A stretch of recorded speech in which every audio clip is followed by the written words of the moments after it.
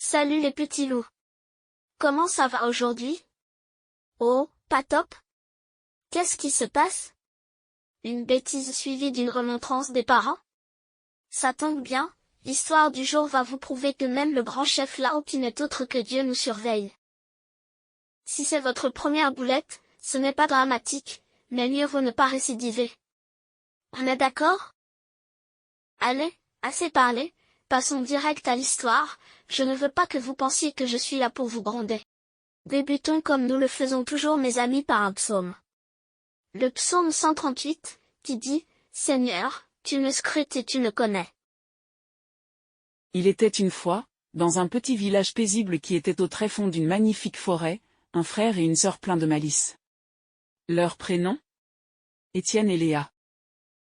Ces deux enfants adorables avaient un penchant pour les bêtises et les jeux farfelus. Un jour, alors que leurs parents s'adonnaient à leurs activités quotidiennes, Étienne et Léa décidèrent de jouer une farce. Ils cachèrent discrètement les objets précieux que leurs parents chérissaient tant.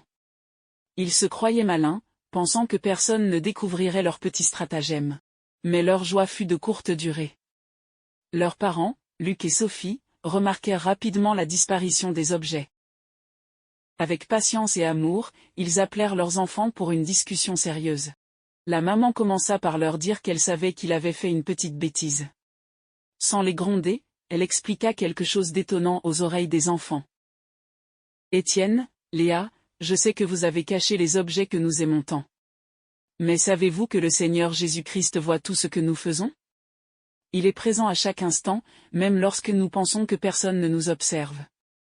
C'est ce que nous rappelle le psaume 138, qui dit, « Seigneur, tu me scrutes et tu me connais. » Les enfants, surpris par ces paroles, commencèrent à réaliser la portée de leurs actes. Léa, tout intriguée par ce que venait de lui révéler sa maman, demanda immédiatement. « Maman, attends une minute, comment c'est possible? Comment le Seigneur peut tout voir alors que je ne le vois pas? » Sophie prit la parole avec douceur, sachant qu'il ne fallait pas effrayer les enfants. Mais d'une voix assez ferme tout en étant rassurante lui répond ceci. « Ma chérie, le Seigneur est omniprésent et omniscient, ce qui signifie qu'il est partout et qu'il connaît toutes choses. Il voit nos actions, même les plus secrètes. Il nous aime profondément et souhaite que nous agissions avec amour et respect envers les autres. » Luc le papa continua car il savait que les enfants avaient besoin de plus de détails et d'explications. Sans trop tarder, il rajoute. « Pour vous aider à comprendre, mes enfants chéris, laissez-moi vous raconter un exemple tiré des évangiles.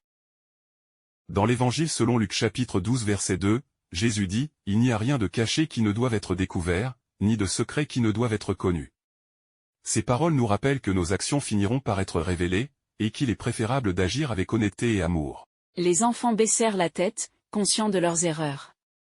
Ils réalisèrent que leurs parents les aimaient et qu'ils souhaitaient les guider sur le bon chemin. Étienne le petit garçon prit en premier la parole. « Je suis désolé, papa, maman.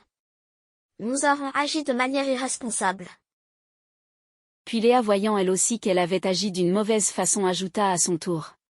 « Oui, nous avons compris notre erreur.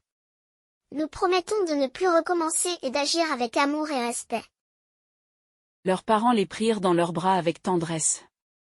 Comprenant très bien qu'il n'y avait dans leur acte rien de méchant, se devaient tout de même de les réprimander pour qu'ils ne recommencent plus. Ils leur disent avec un amour aussi fort que celui de Dieu. « Nous vous aimons, mes chéris. Rappelez-vous toujours que le Seigneur vous voit et qu'il vous aime infiniment, peu importe ce que vous faites. Nous sommes là pour vous guider et vous encourager à grandir dans la foi et l'amour. » Les enfants, émus par les paroles de leurs parents, ont pris conscience de la chance qu'ils avaient d'avoir une famille aimante et attentionnée. Ils se sont alors engagés à ne plus cacher les objets chers à leurs parents. Ils promirent de faire de leur mieux pour être des enfants attentionnés et respectueux. Et ainsi, Étienne et Léa apprirent une précieuse leçon ce jour-là. Leurs farces furent éclairées par le regard divin, et ils comprirent l'importance de vivre avec amour, honnêteté et respect envers les autres. Alors les petits loups, qu'avez-vous appris de beau aujourd'hui? Moi, j'ai compris que je devais arrêter les bêtises car le grand public céleste a les yeux rivés sur moi. Et surtout, Jésus n'apprécie guère mes mensonges, alors je vais tenter d'être un ange. Et vous les potes? Génial si vous me suivez. Cela rendra nos parents encore plus fiers, et c'est le pied. Voilà, c'est terminé pour aujourd'hui, et je vous dis à très vite. Que la grâce de Dieu vous accompagne, ainsi que vos proches. Soyez bénis.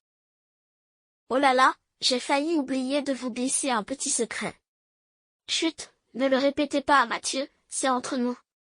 Ne manquez pas la prochaine histoire, elle est capitale, promis.